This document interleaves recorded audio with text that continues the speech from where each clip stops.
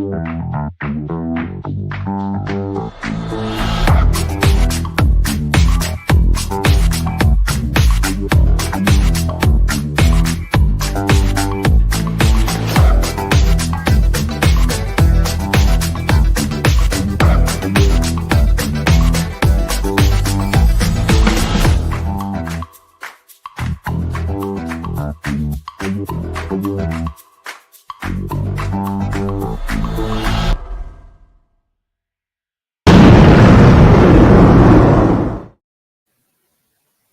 that was one cool intro.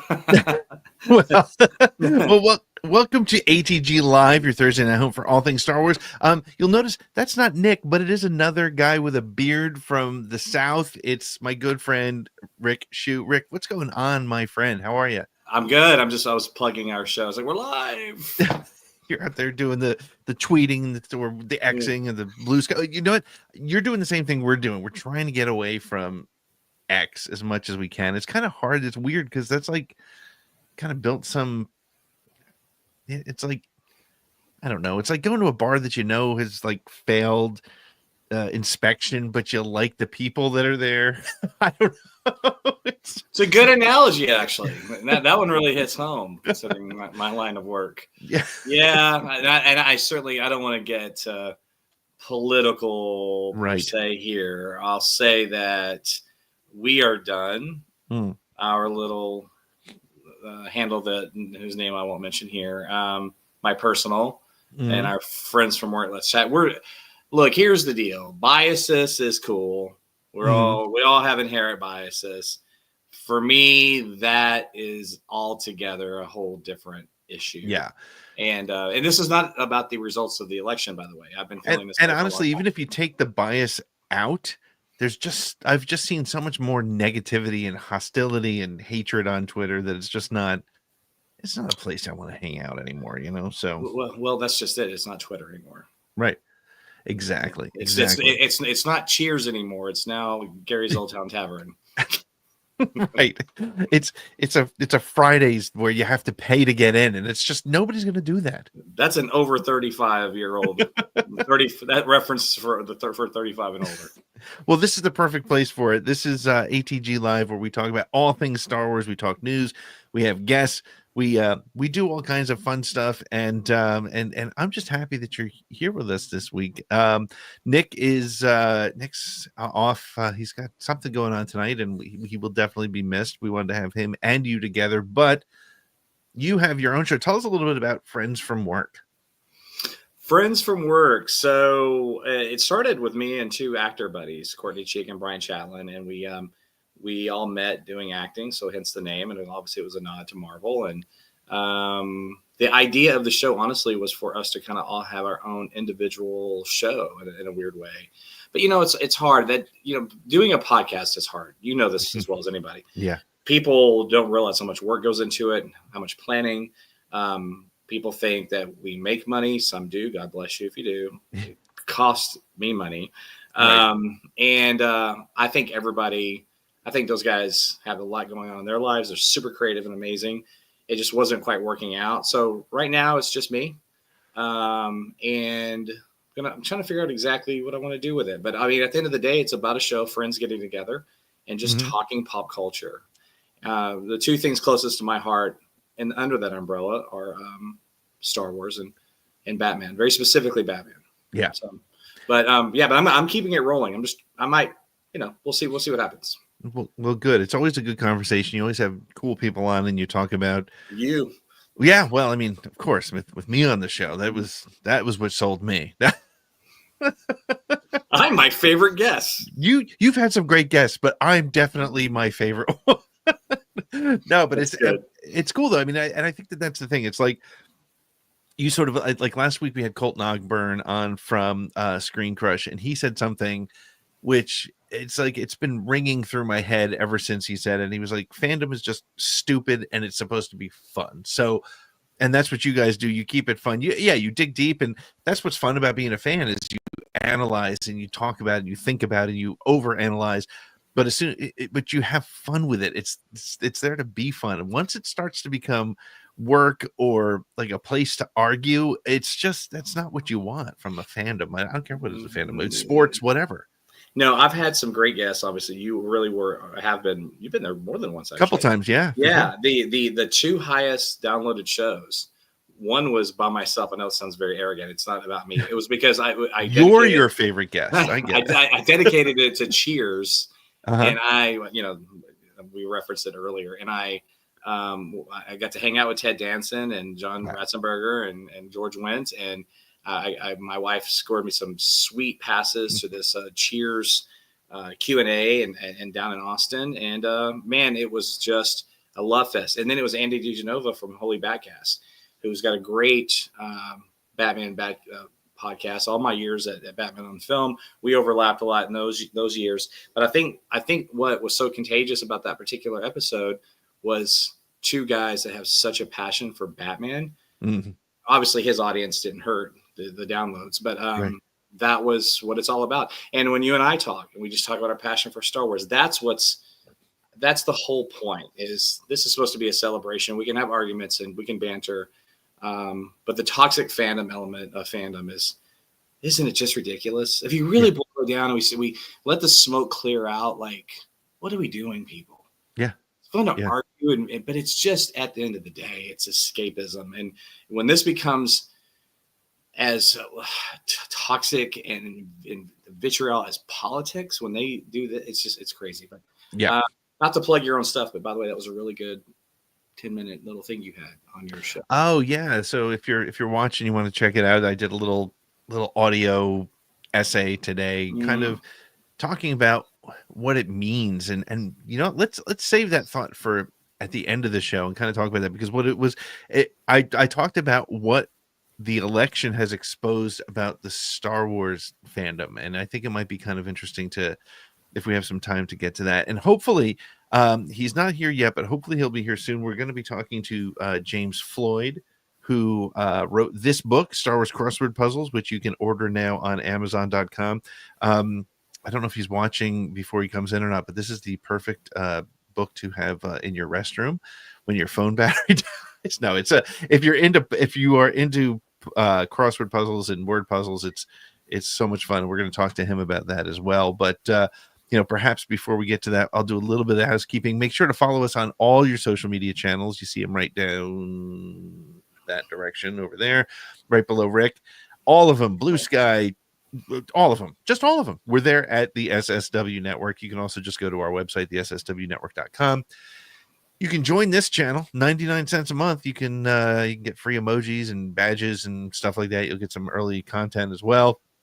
And that's really about it. We got a lot going on. So we're going to take a short break, and when we come back from this break, if James is with us, we'll get into a conversation with him. Otherwise, we'll get to our news. There was a bunch of news this week, and we got a lot to talk about. So we're going to take a real quick break, and when we come back, we will be talking more Star Wars.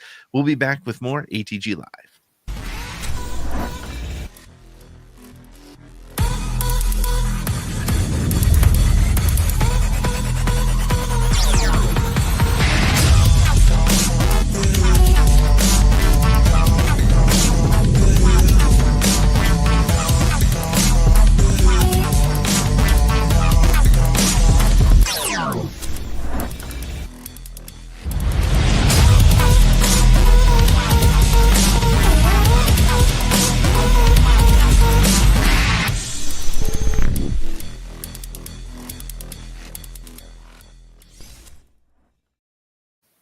Well, we are back with ATG Live, your Thursday night home for all things Star Wars conversation, Star Wars news, Star Wars guests, Star Wars banter.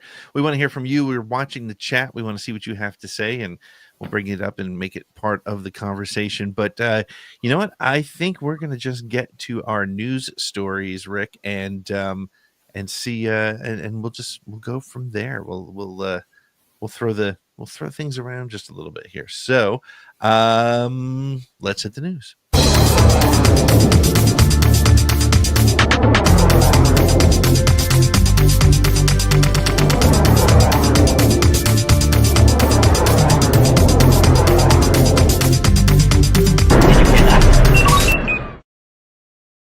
Well, we are your source for all the Star Wars news of the week. This week, Andor has a release date, Outlaws gets a Grammy nod, and Star Wars music seems to run in the family. Plus, Lucasfilm is putting its faith in Rey. So let's get to it. And this week with special guest Rick Shew.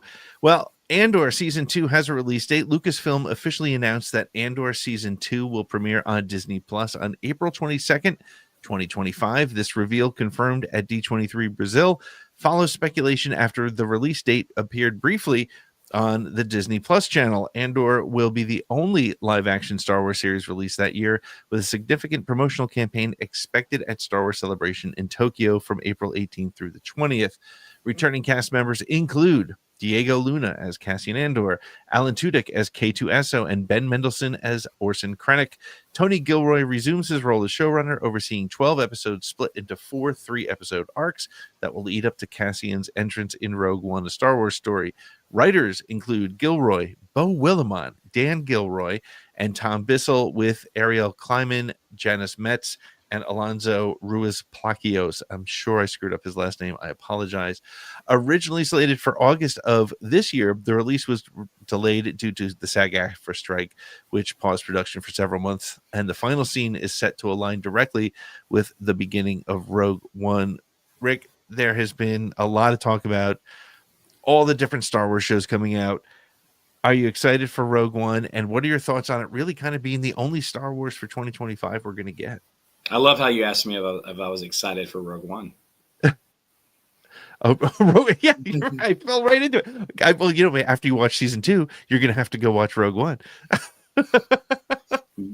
That's so great. No, it's phenomenal. The speaking of Rogue One, because it all does tie into this, obviously, the genius of that movie starting there is how it somehow made a perfect movie already, which was A New Hope, better.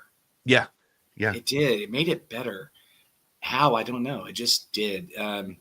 Incredible stuff. And so I'm looking forward to the story continuing, and then this story ending as Rogue One begins, much like Rogue One ended as A New Hope was beginning, quite literally within seconds of one another, quite frankly. Yeah. So yes, I'm extraordinarily excited, and I'm also looking forward to the one damn live action Disney project where online fandom behaves themselves. So, well, I think you're gonna have to wait a while for that. Next year might not be as stressful. But it's interesting a little bit. I love what you're saying about it, kind of, because it's weird now. We're literally going to have all the minutes that lead right into Star Wars, the one that started it all in 1977, all together, all in one really interesting story, told from the perspective of an unlikely character, right? I mean, we never even heard of Cassian Andor until Rogue One came out, and now he's such an important part of the Star Wars mythos, and he's like the glue that's bringing it all together. It should be great to watch season 1 all the way up to through A New Hope. Now I can't wait to do that. Yeah, that's going to be exciting. The biggest accomplishment for me, in my view, of that show was how cinematic it was in scope. Yep, it's a beautiful show to watch, and I don't even feel like I feel like I'm watching that what was once I loved Obi-Wan, but it did feel like it didn't feel cinematic enough, right? Yeah. Where Andor does. So you're watching Andor, and I feel like I'm watching a Star Wars movie running on Disney Plus versus watching a Disney Plus project. Yes.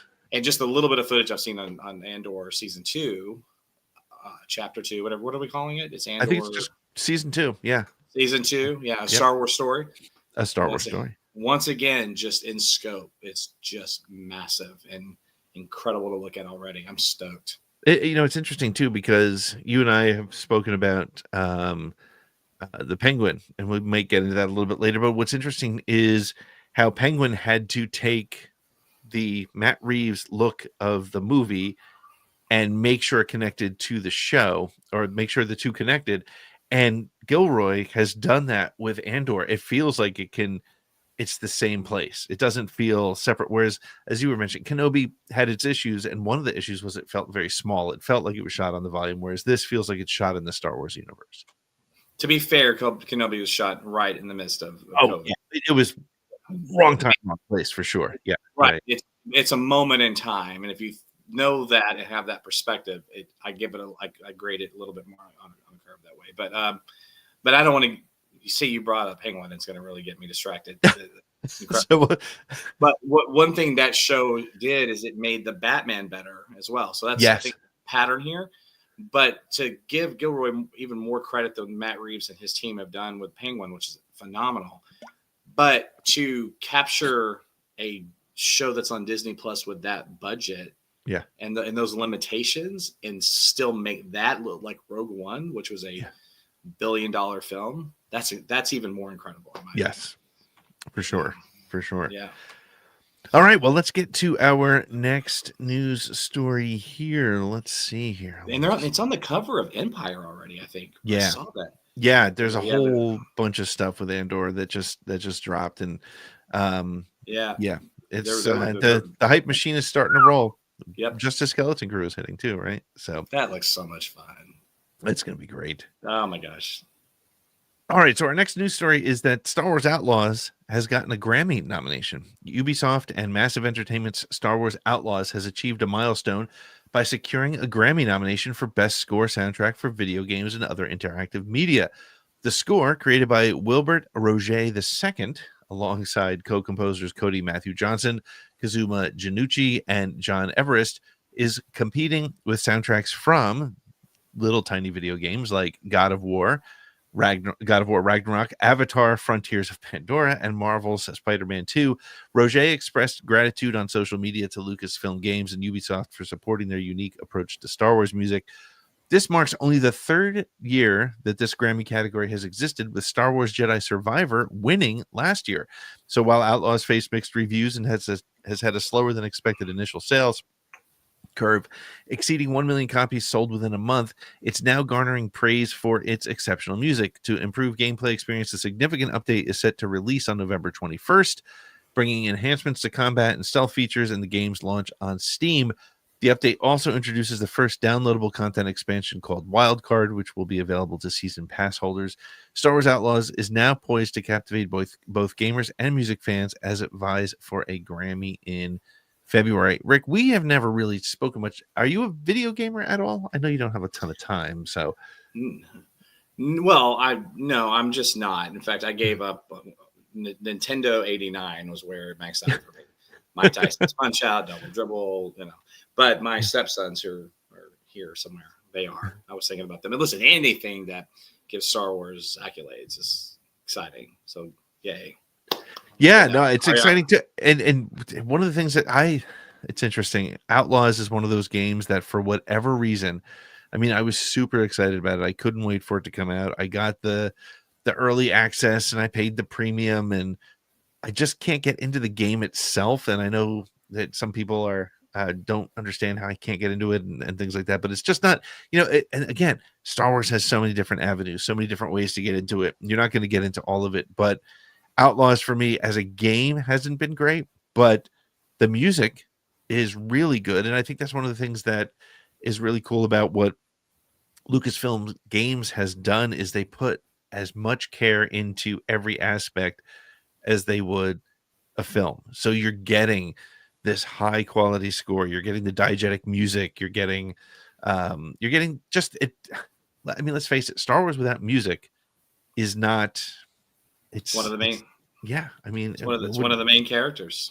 Have you watched the John Williams documentary yet? No, I haven't. And that should just be a separate show. Maybe come on my show. We'll talk about that. Yes. That apps. I need to watch that, and then I need to read the Alex Van Halen book. Those are two things I can't believe I've not done. Oh my yet. gosh, I haven't got the Alex Van Halen book either. Yeah, I did two things I can't believe I've not done. Both versus, especially none. But I really want to. Well, oh my gosh. As it relates to gaming, it's one of those things where it's really interesting the way Star Wars games have recognized, as much as you need the pew pew and you need the look and the the feel, and you need fun droids, and you need all these elements that become Star Wars. If you don't have a great score, it's not Star Wars, right? And so I'm glad to see that it's getting recognized. And outlet, the Jedi Survivor, Survivor had a great soundtrack as well. So it's exciting. That is exciting. And who knows, the composer, we might see them again on something live action or whatever. Exactly. Mm-hmm. Well, let's keep the Star Wars music conversation going, because our next story also touches on these things. Mick Giacchino, son of Rogue One composer Michael Giacchino, has been selected to score the upcoming Star Wars Skeleton Crew series debuting on Disney Plus on December 3rd. The young composer, recently known for scoring HBO's The Penguin, expressed his excitement, sharing how the project fulfills a childhood dream inspired by Star Wars. Giacchino wants his score to transport viewers into the story's adventurous world, highlighting young characters trying to find their way home amidst galactic dangers. He says, quote, "My focus was the kids in over their heads." He shared, adding that working on a score that brought back his own memories of youthful wonder. Giacchino is thrilled to be part of the Star Wars legacy, hoping his music inspires future generations of fans and creators, just as John Williams' original score once inspired him. Reflecting on the iconic influence of Star Wars music, he hopes to add another memorable layer to the saga's soundscape, capturing the excitement, danger, and heart of Skeleton Crew. As Giacchino puts it, "This is what I loved as a child," and he aims for his work to inspire others as Star Wars once inspired him.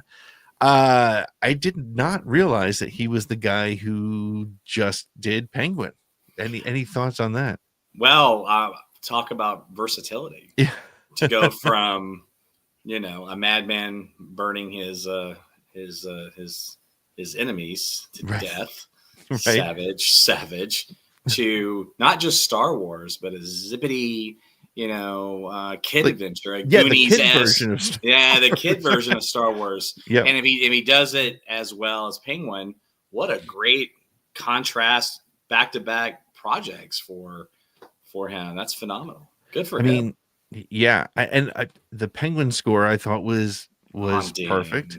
And yes, this just the 2 or 3 notes on the violin that were the Penguin's theme, and it's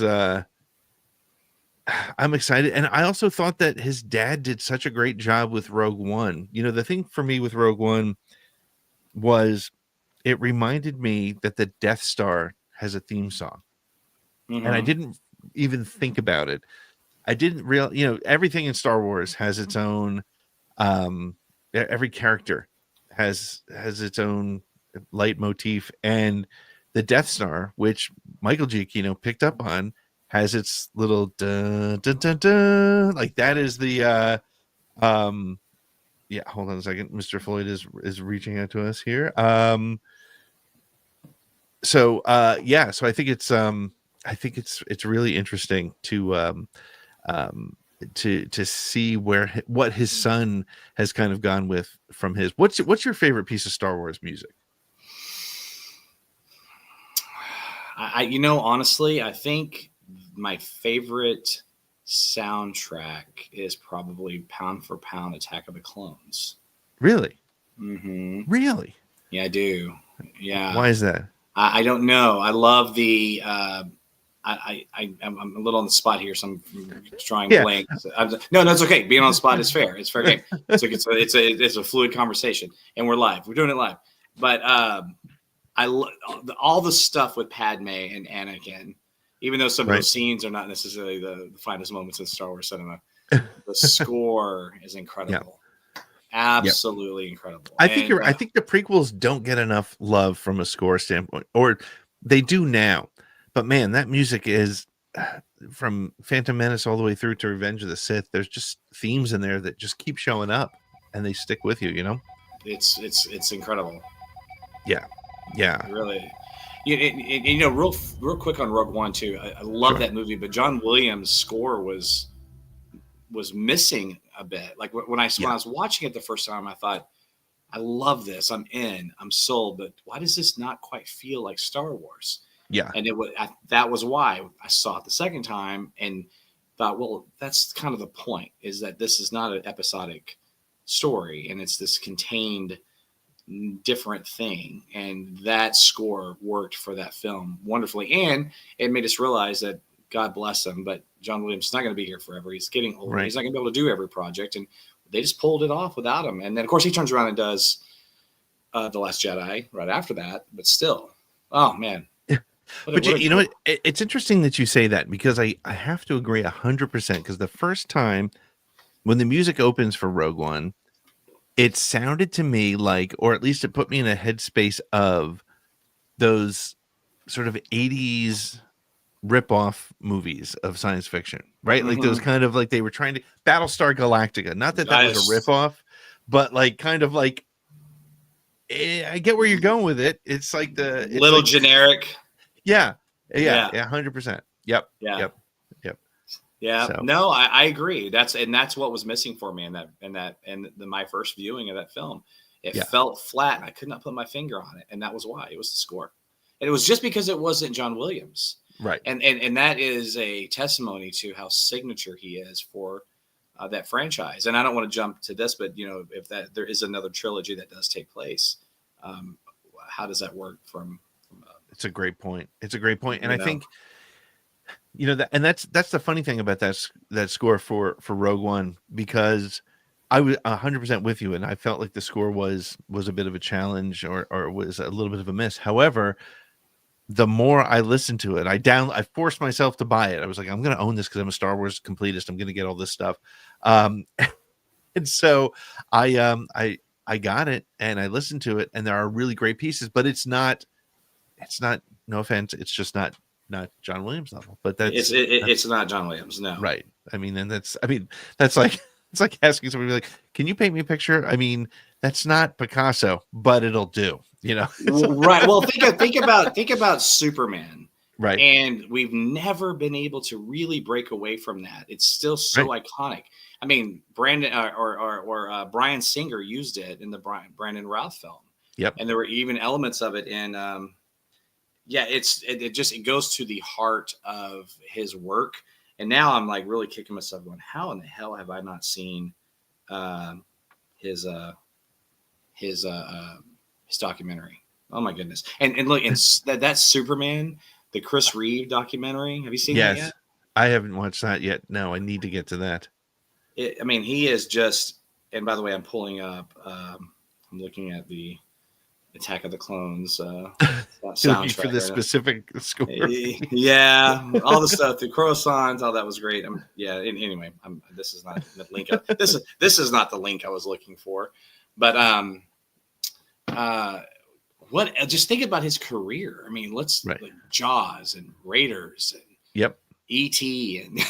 and the Olympics and NBC Sunday Night Football and NBC News and just Harry Potter. Harry Potter is so good, and he just finds these. I'll tell you, my favorite podcast, one of the podcasts that made me want to podcast, is the one by David W. Collins. It's called The Soundtrack Show, and it's the first episodes that I listened to. He takes apart the Star Wars soundtrack, but he goes into all kinds of things, including like Star Trek and Mario Brothers and things. But you realize that it's not just great music. It's like well thought out and purposeful. The notes and the rise and fall of the scales. I mean, it's all for a reason. And it's as much a part, as we said before, as much a part of the story as anything else. So, Well, you know what? We have one more story, but we're going to take a real quick break before we get to that, because our 4 minutes for this next story is just not going to be enough. It's talking about there was a Hollywood Reporter story that hit this week, and so we're going to talk a little bit about that. But we're going to take a short break, and when we come back, we're going to talk about that news story, and we're going to talk about what the future of Star Wars looks like and what a ray of hope might be. See what I did there? All right, we'll be back with more ATG Live in just a minute.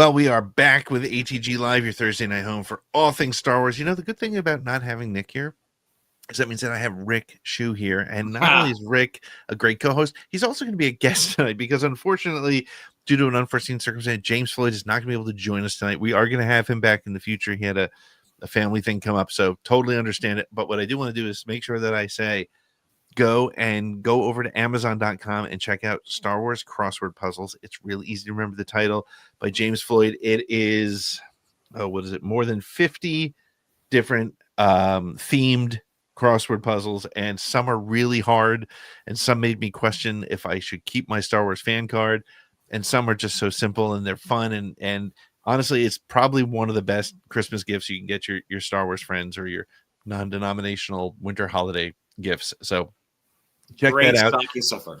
Yeah. Do me a favor if I'm not with you guys on that. Ask him. This is one of the questions I was going to ask him, because I read somewhere that Return of the Jedi was his favorite Star Wars film, and I was going to ask him about the special edition and the and Hayden Christensen at the end and what his thoughts were on that. I love when someone's favorite film is Return of the Jedi, because that one had so many changes through George Lucas over the years that it's an interesting topic for me. So. What's your take on that? What do you think about this? I've always, as far as that scene goes, I've always justified it and loved it, and it makes sense. And I could write an essay on the fact that is how Anakin looked when he died, and there was never an old man Anakin standing there with a head of hair and like he had no torso and limbs. And so no, I think it's great. I don't necessarily like the musical numbers that, I mean, it got a little John Henson and parts of that I could do without a lot of that stuff, but that, as far as Hayden Christensen stuff goes, that I love. You just helped me very much with that, because I was always like, well, it should be the version he saw, but you're right, there never really was. I mean, it's not even so, like, I used to try to justify it as, well, when Anakin became Vader, Anakin died, and that's why he was there. But to your point, like, Anakin never became that older man, and Vader did. But Anakin didn't. That's really interesting. I like that. It's like, hey, Sebastian, like, Anakin, what's up with the Sebastian Shaw hair? Where did that come from? You had no hair, you know? Yep. He's all smiling and, you know. No, I think it works, and the way his Force Ghost was brought into Ahsoka was just, oh my gosh, chef's kiss. I mean, talk about taking something like that change that's now canon and doing that in that show. Oh my gosh, Disney Star Wars rocks. Lucasfilm rocks. But you know what I think was so great about the Anakin that we got in Ahsoka was this really interesting blend of the Anakin that we got in the Clone Wars was an animated version of Hayden Christensen. And then Hayden Christensen took the animated version of Hayden Christensen and brought him to life. So it was like, because he had some of the mannerisms from the animated show, he looked just like Clone Wars. And it just was, it was like that perfect blend. You know, you always worry about, you know, one format to another and what's going to happen, and they made him one whole character, which is amazing to me. That dude stepped back in that role damn near 20 years later. And not only fell right back into it, but was better than he'd ever been. And one of the complaints I have with the prequels is I think he was cheated by not just being in episode 1. Plus, I don't think we needed to meet 9-year-old Anakin. Conversation for another day. So he was he was in 2 of the 3, but he wasn't in all 3. So he didn't get to grow the role like Mark Hamill did. Phenomenal stuff. I mean, he deserves a lot of credit for the stuff in Obi-Wan and especially in Ahsoka. Just good for him. I'm so glad he's revived and fans love him. All of us do. It's so cool because I defended him for years, and now I don't have to anymore. It's great. So what I know this is totally off topic, but we're going down this, so I just want to get your thoughts on it because I'm not sure how I feel about it. But thoughts on the, you know, there's always a call, and usually from the part of the Star Wars fandom that feels like they got ripped off with you know, the sequels not having Luke, Han, and Leia together. But what would you think of a de-aged Hayden and Ewan and the Ariana, whatever I can't think, Goldblatt, whoever the girl who played young Ahsoka, to maybe give us a couple of adventures in a show of the three of them together, as Yeah. during Clone Wars, because I thought they captured it in that show so well. I would love to see more of it, but I also wonder, like, will it be overdone if we did that? Yeah, and well, already she's 2 years older than she was when she filmed that. Right. Yeah. So there's that element to that as well. No, look, you and I were talking about this yesterday. We're texting about it, one or the other, about we will see Hayden Christensen again. Yeah. And we will certainly see Ewan McGregor again. I have no doubt in my mind. Now, was there going to be an Obi-Wan season 2? Probably not. I would almost prefer not. If we're I want to see him on the big screen next time I see him. He deserves it. The character deserves it. Ewan certainly deserves it.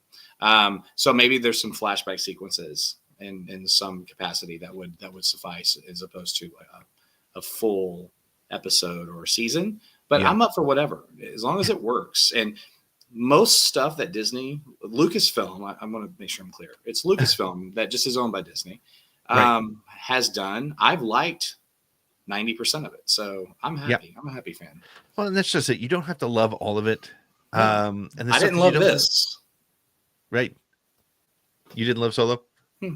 Yeah, that's right. I don't hate it. It's fine. I don't hate it, but whatever. And that's just it. You don't have to love it. You just and you don't even have to like it. Honestly, like Nick and I talk all the time about the animated show Resistance.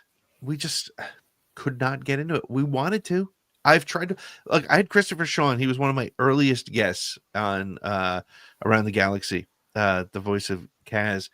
And he was the greatest guy in the world. And my son liked the show, and he left a birthday message for my son as Kaz. Just the greatest guy. Oh, how cool is that? But I couldn't get into the show. All the elements were there. It was Star Wars. It was a great guy. It was a cool time frame. I just couldn't get into it. But that's okay. And you don't have to love everything. If you don't love Skeleton Crew when it comes out, that's okay. It's okay. It is okay. It is all subjective, but toxic fandom, back off on that show. Correct. It is literally for kids. Yes. Okay. Yes. I mean, like literally for 10, 11-year-olds. That's what this is for. There's no ambiguity to that. No, they made that clear. Yes. They made that clear. And look, the ATGLive was wonky for me. There's stuff I really liked in it. And I when it wasn't going to get renewed or whatever, I was like, I think I'm probably okay with that. Let's just move on. Let's just move on. We don't need it. But if it worked and there was another season, great. I'm all for just make it good, man. That's it.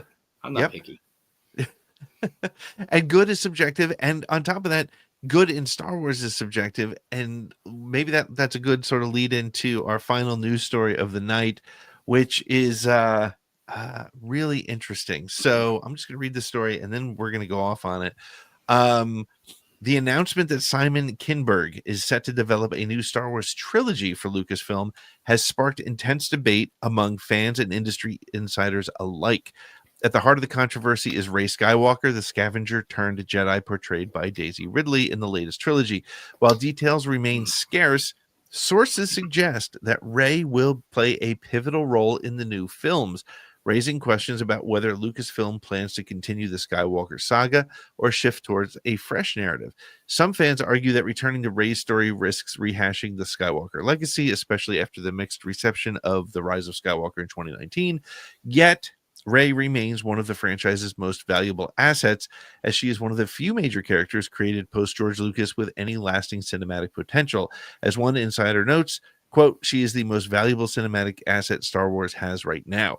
However, the future of Rey's character is complicated by the ongoing development of her standalone movie directed by Sharmeen Obaid-Chinoy.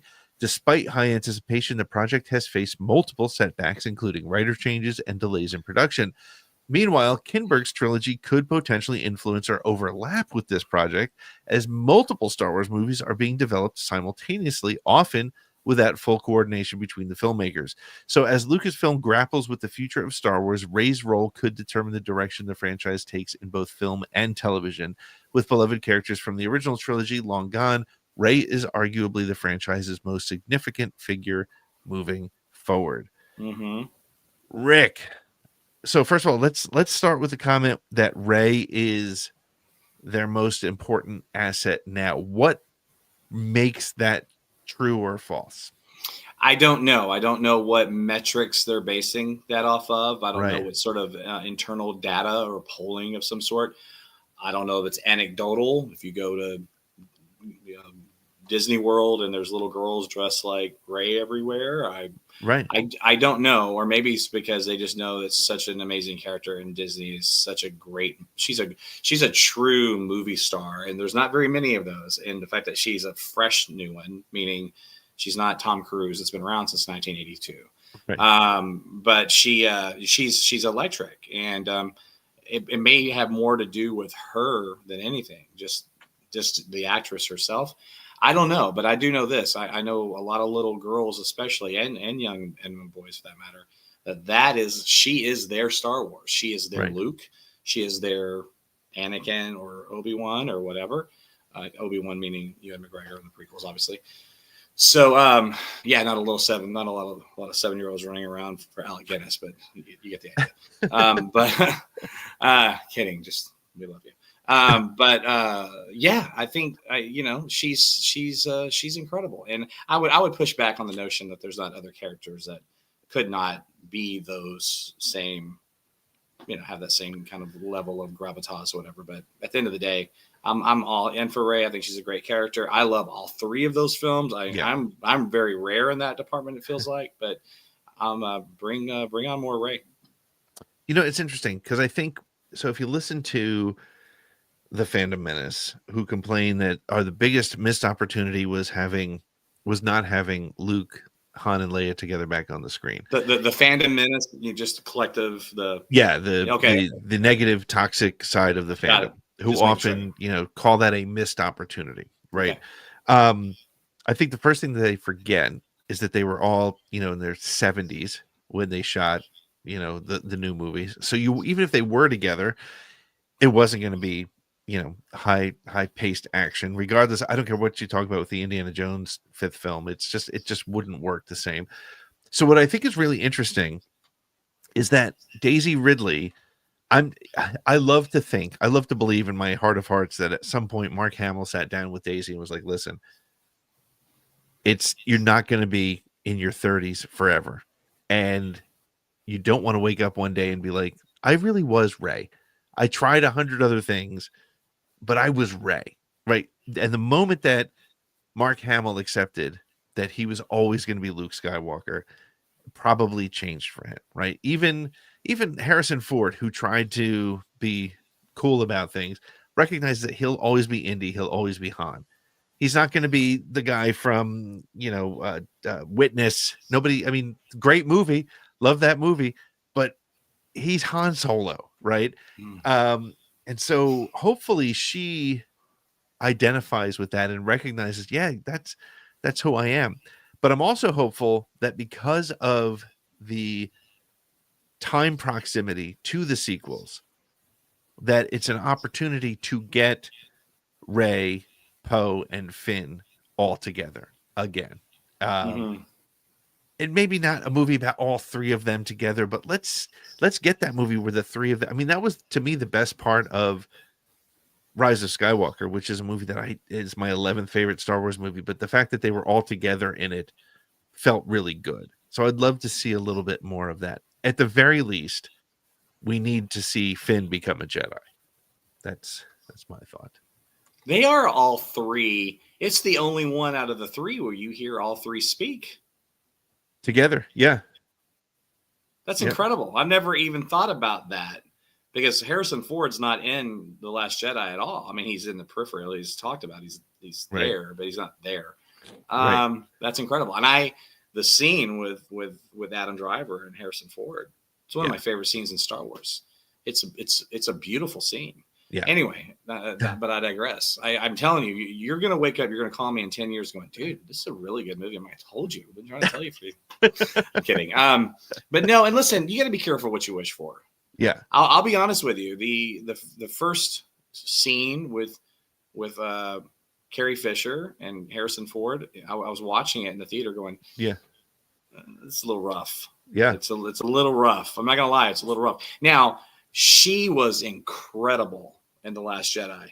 She found that character again, and she took off like a rocket with Rian Johnson. And I hate that she didn't live. I guess in some ways, I'm glad she didn't have to live through the Twitter stuff. Although she would have been really entertaining to grab Twitter and slap those guys around. Carrie Fisher? Oh my god! Yeah. Killed him. Yeah, she would. And then give J.J. Abrams a lot of credit for bringing a performance of her from cut scenes. Oh yeah. For the Rise of Skywalker. But anyway, so be careful what you wish for, because would that have actually worked? I don't know. What I really like is the scene with Luke and Leia, and he's talking about her hair when she rolls her eyes, and that's a great scene. And I'll tell you, really knocked it out of the park. That surprised me how great he was. Not surprised because I didn't think he had it in him. It's just, Billy D's, and he's an old dude. Yeah. Great. He was great as Lando. So the difference is that I love the sequel trilogy. Those characters are great. They have their generation, but no characters in Star Wars, any medium whatsoever, are as iconic as Harrison, Mark, and Carrie. They're just not. So if they don't have that high of a ladder to climb, or steep of a hill, or whatever. I always butcher that. Half a done, one of the, but they don't have that tall of an order to live up to those expectations, and there won't be so much time that has passed. So yeah, I think they could do it. I think it would work, and I'm all here for it. Yeah, for sure. Sure. What are your thoughts on is Lucasfilm getting their shit together? Is that what we're seeing here with them kind of saying, because Sharmeen Obaid-Chinoy's film with Rey seemed like it was going to be one movie. Then we've gone on again and off again. There's been two different writers on that, and now there's no writer on that film, but Simon comes in to write now what is apparently a trilogy.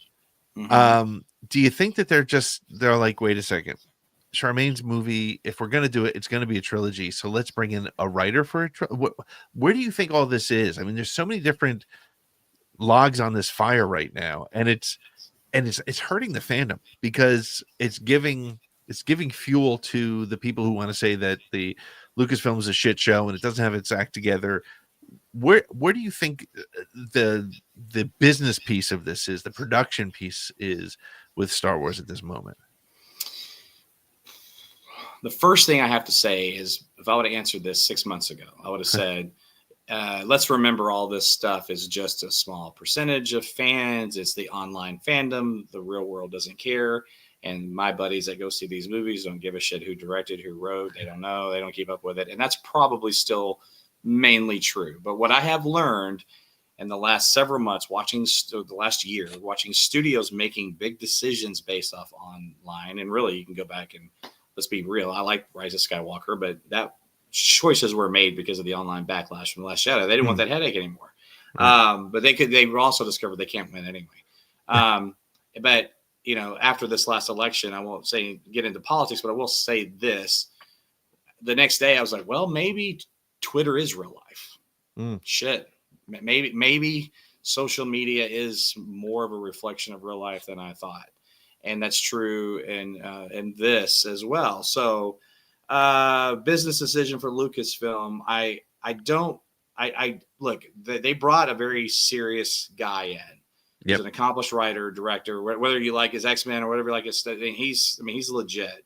And I think that I think that's a sign that they've got somebody potentially really truly locked in. And you can cancel all day long projects that are quasi-ambiguous with cast members that aren't names or not even announced yet or whatever. But she is, you like her, you don't like her, I don't care. But that is a established character, 100%. You don't put her on stage at Celebration and say she's coming back and put her on Good Morning America and she can plugs Rey. You just don't do that with her. And if you do, then you really do have some effing problems. Bigger than maybe the fandom menace was more right than you and I were. God forbid. So I think we're going to see her again, Rey. I think it will likely be in this trilogy. And I think this is going to get made. What I want them to do is, can you just not announce anything else? Nothing until it's like in pre-production, like for real. Yeah. Like, let's just stop the announcements, because it is getting to the point where even people that have defended that for years are texting me going, bro, this really is getting out of hand. I'm like, I know. Yeah. I know. No, I mean, it is. For 100, I mean, it's, look, you look at the list, right? Oh, I don't like that list. It's enormous, and but part of the problem is none of it is. I think the problem is Star Wars has been like way too like look behind the curtain of what we're doing, and the reality is, I'm sure if you get into Mission Impossible and all these other big blockbuster movies, you get a little bit behind it, and they've gone through 4 different writers and rewrites and changes halfway through and cast changes, and all that stuff happens. But for some reason, Star Wars, and I think Marianne here said it. She said they're oversharing, releasing news to keep people engaged. Maybe they need to find other ways to keep people engaged. I think she's right. I think I don't think we need to know everything that's coming out. I think we just need to know, yes, there's more Star Wars on the horizon. We'll give you the details when we get to the details. That's right. That's right. Now, listen, and they have an opportunity right now that is to, I say, unite fandom, because I don't think that's really possible, but to at least curtail the bullshit. Pardon my language for saying that. But this is a don't worry about your language zone. Okay, got it. Well, I would have normally F-bombed about 20 times by now. I haven't, which is probably which is a good thing. Yeah, I know. But anyway, I need to watch it anyway. And I'm not drinking, and that's part of it. I don't have any whiskey, so there's no F-bomb out. But when I say unite the fandom, let's kind of think about what's coming, right? Skeleton Crew, which should just keep everybody, at bay. Like, let's just enjoy this for what it is. I just want this thing to have humor, heart, and I want my kids to love it, because I still have a 10-year-old daughter, all the way up to an 18-year-old stepdaughter and everything in between. And I want them, or at least most of them, to like this.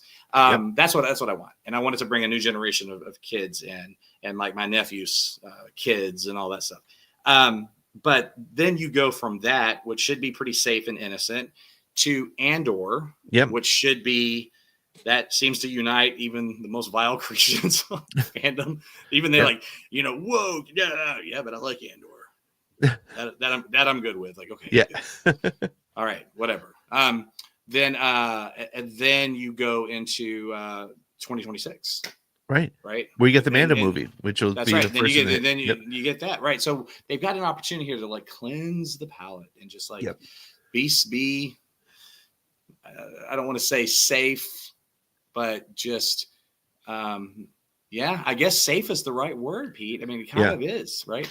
Well, I think it's funny because we were so excited when Disney bought Lucasfilm and made the announcement that they were going to have a film every year, and we did that for 5 years or whatever, and it was great. And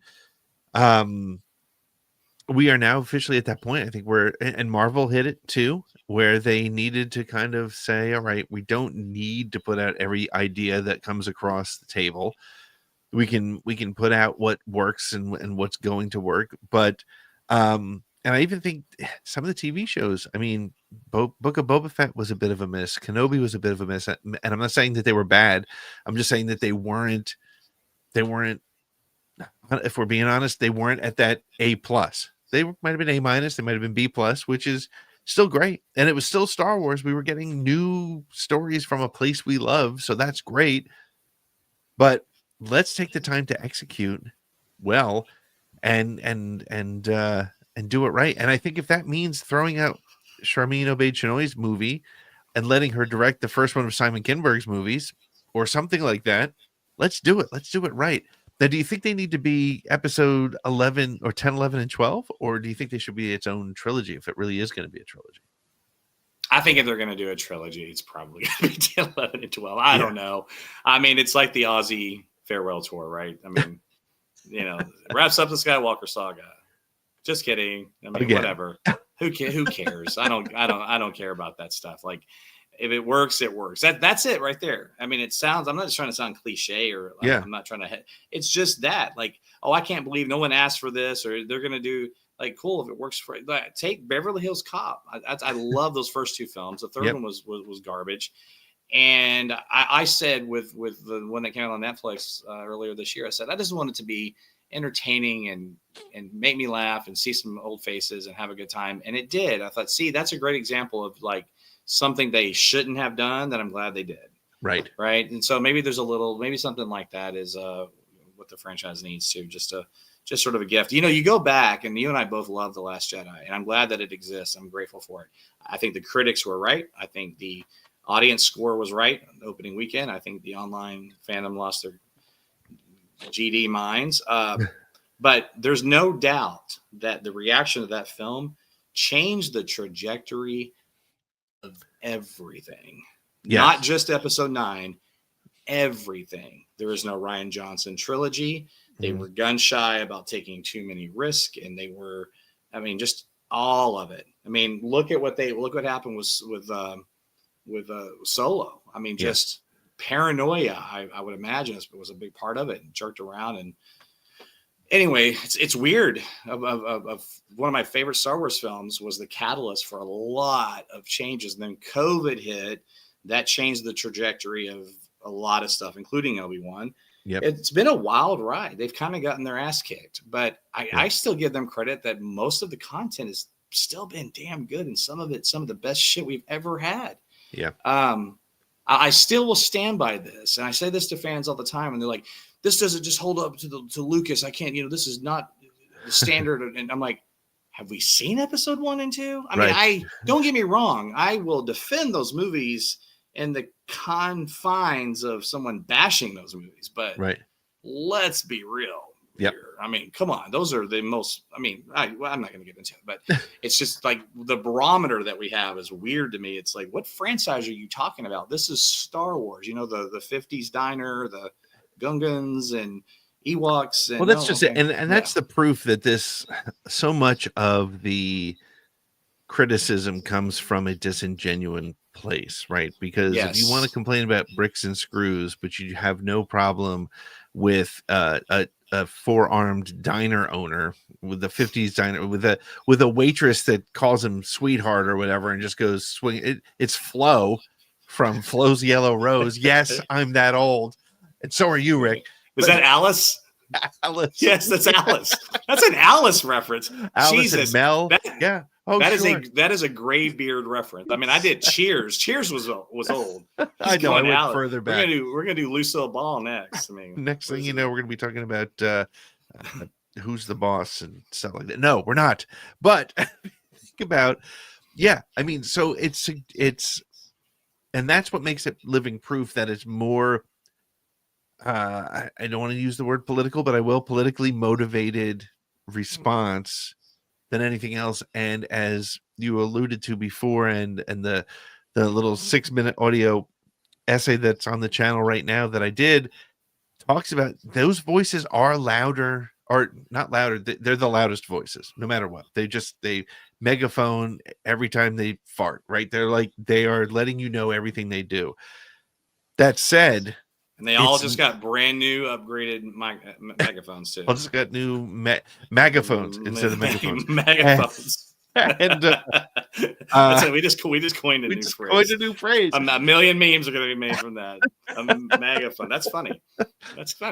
But the reality is, it's not as many. It's more people than I think we tried to say. Oh, it's a small percentage of fans. I got ripped apart for that freaking More of Us video in July. It might not be more of us. It might be there might be more of them. And the challenge is, though, Star Wars is for everybody. And if you don't like it, just don't be an asshole. And Nick says that all the time on the show. He says, you don't have to like everything, but you're not allowed to be an asshole about it. And you're not. No. Yeah. And I'm going to attempt to, I may not be able to find it. I had a buddy that was in Florida and he was in Orlando, and he had his kids at Disney World, and we were talking, and he was texting us about Star Wars, and he's like, this is pure magic. Okay, right here. More to come, guys. He was sending a bunch of great Galaxy's Edge and everything. He said, more to come. And for anyone that says Star Wars is dead or Disney's killing it, come wait in this line right now with all the international voices at this park. It's fucking wild. And it's a beautiful, beautiful sight. And then a lot of cool pictures of him and his family at Galaxy's Edge. But cool. I like that text. Like, that's real life Star Wars right there. Yeah. So, right. So, but you're right. I still don't believe that they're the majority. I really don't, because if they were, Rise of Skywalker wouldn't have done $1 billion. None of these shows would have streaming, because they all claim that Star Wars is dead, and they've largely been successful. So we know that it's that, but they have hurt the brand. And the grifters on YouTube that make a lot of money attacking Star Wars, because they have found it is they've tapped into angry people, angry about politics, and they've tied that into wokeness and feminist agendas and all that bullshit. Is now it's just, Lucasfilm is never going to get rid of that, by the way, because that's profitable for people, and so it's never going away, and they just have to work around it, and we have to just keep our sanity. Well, I mean, it's sad but true, but the videos that get the biggest downloads on our channel are the little clips that we have where we talk about the grifters, where we talk about the negativity from a positive perspective. It's just proof that, it's frustrating, but you know what, at the end of the day, to your point, I think it's it isn't the majority. I think there's more of them than we give them credit for, but I also do believe that at the end of the day, Star Wars is alive and well, and that the internet isn't real. That's the thing to remember too, is the intensity is there. I think what we've learned over the last couple of weeks is that the intensity of the extremes of the ugliness is very real online. But luckily, those aren't the people walking around on the street in the mass numbers of reality. So you're going to find that bell curve, and you're always going to have people that don't like things. And I mean, geez, there are people that don't like Blade Runner 2049, and I don't understand that. But hey, it worked for me. And there's people who are going to have their opinions about things, and the opinions are fine. But it's once you start trying to gatekeep people and tell them that they're wrong for liking something. My son doesn't like Andor. He hasn't been able to watch it, but he cannot wait for Skeleton Crew. And that's awesome. I know is awesome. Yeah, I know a lot of fans that actually think it's is it Vapid or Vapid? How do you say that? Vapid, Vapid. I think it's Vapid, but I don't know. That's how I say it. Because I always say that wrong, and I say Akin or Aiken. I always say that wrong. Akin is how I say it. I can type Troy Aiken.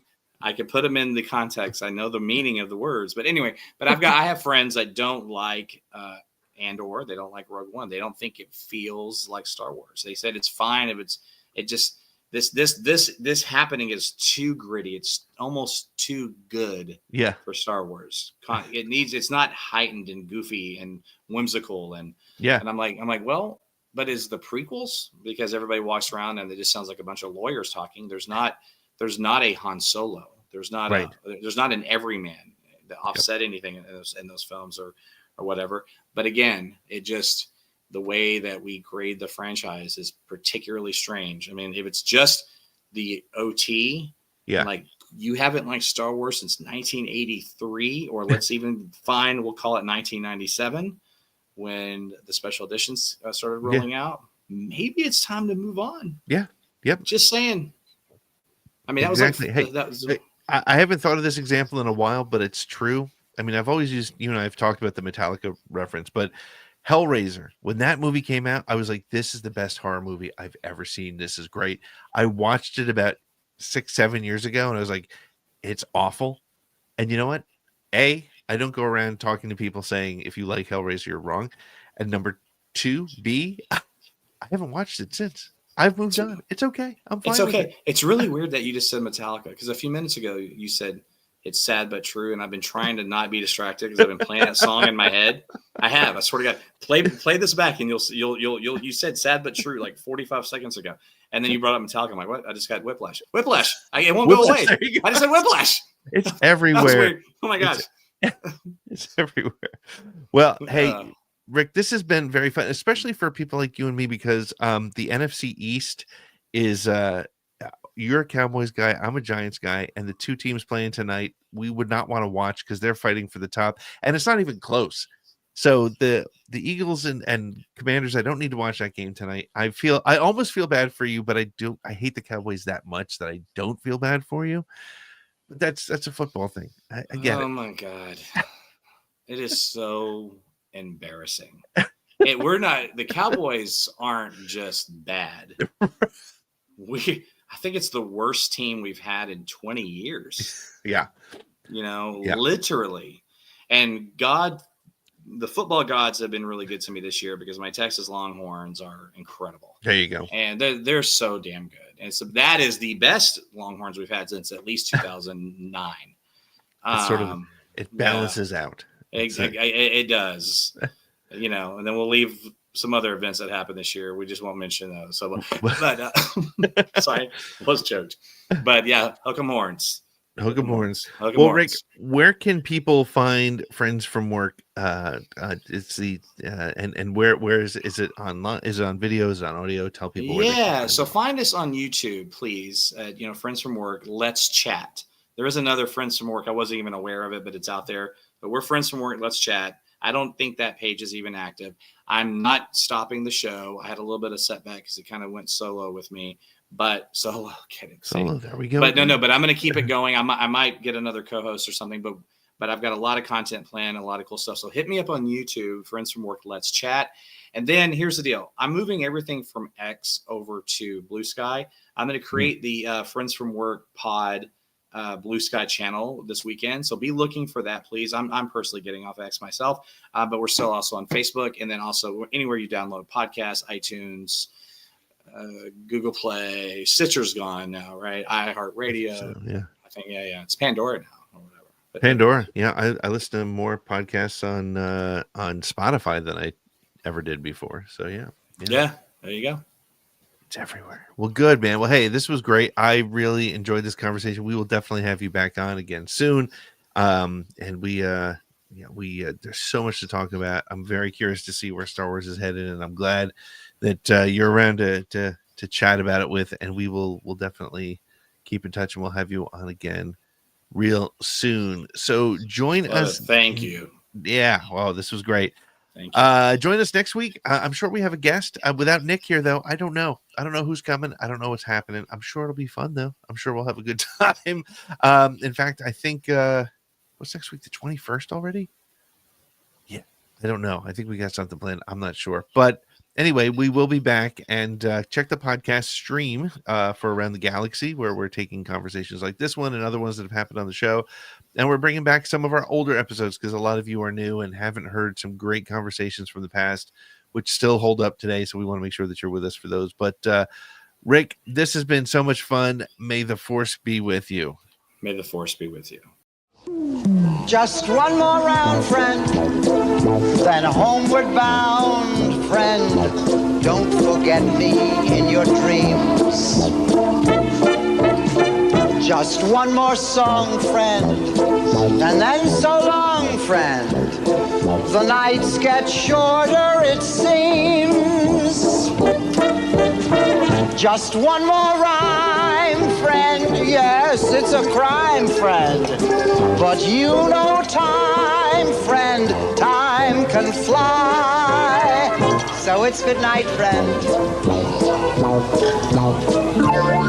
Good night, but not goodbye.